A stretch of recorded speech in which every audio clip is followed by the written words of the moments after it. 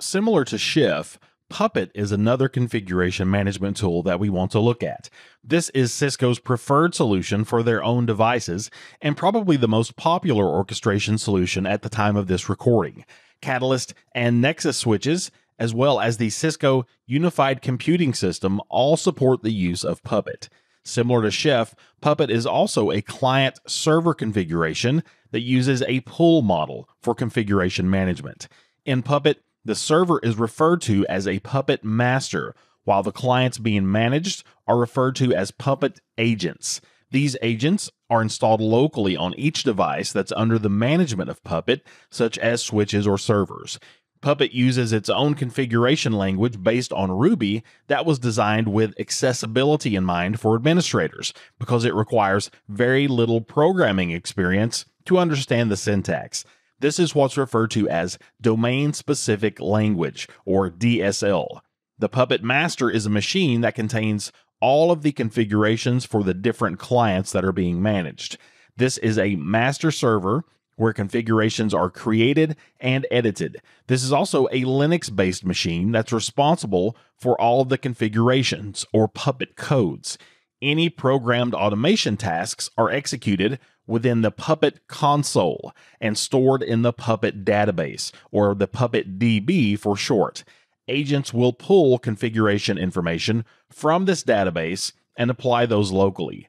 The Puppet agents, or in other words, the devices being managed, are populated with Puppet agent software. This software can support Windows, Mac OS, Linux, Solaris, basically any of the most popular operating systems that you might run across in an enterprise network. Communication between the master and the agents happens over a secured SSL connection managed by secure certificates. Once the SSL connections are authenticated, data that are referred to as facts are sent from the agent machines to the Puppet master server. This will include important information about each agent, including the IP address, the host name, file information, and so on. Once these facts are gathered, the Puppet master will compare these to the desired state that each agent should be in. In other words, it will take a look at the configuration that seems to be currently on the device based on the facts received and decide if changes need to be made on that device. Once these facts are gathered, the Puppet master compiles a list of configuration changes that need to take place on the agent in something called a catalog. The contents of a catalog can be almost anything. It can be file creation, user deletion, software installation, and much, much more. The agent receives a catalog from the Puppet master and interprets the catalog, which will describe the desired state that the agent should be in. These changes will be applied accordingly by the Puppet agent, and this process will repeat periodically to make sure that everything is kept up to date. One really nice function of Puppet is that each agent can get its own specialized catalog with built-in conditional logic and functions.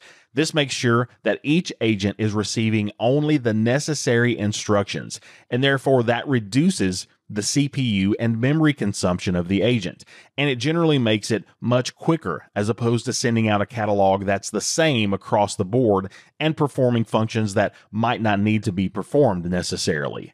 When an agent requests a catalog from the Puppet master, it sends several important pieces of information to the server. It sends the name of the device where the agent is installed, which should match the name on the SSL certificate. It sends the certificate itself, containing the agent machine's cert name, and the previously mentioned facts about the agent. The structures found within the catalogs shared from the Puppet master include resources, manifests, and modules. Resources are very simply just a description of the desired state that the system should be in, such as if a certain file or user should exist, or if a particular package should be installed. They are the smallest building block of this language, and they represent a single element. Manifests are essentially Puppet programs. They're composed of Puppet coding, and they use the .pp file extension, and they describe how resources should be configured. Puppet manifests can consist of files or templates, and a collection of manifests is called a module. These collections are used to manage a specific infrastructure task, such as the complete deployment of a new server on the network. You can also download and install pre-made modules from the Puppet Forge website, which is an online repository of modules for automation. At the time of this recording, there are over 6,000 modules found on the site. For example, here's a module for managing Cisco Catalyst devices that you can customize for your own needs. So that's a look at the Puppet automation tool and how those components interact with each other.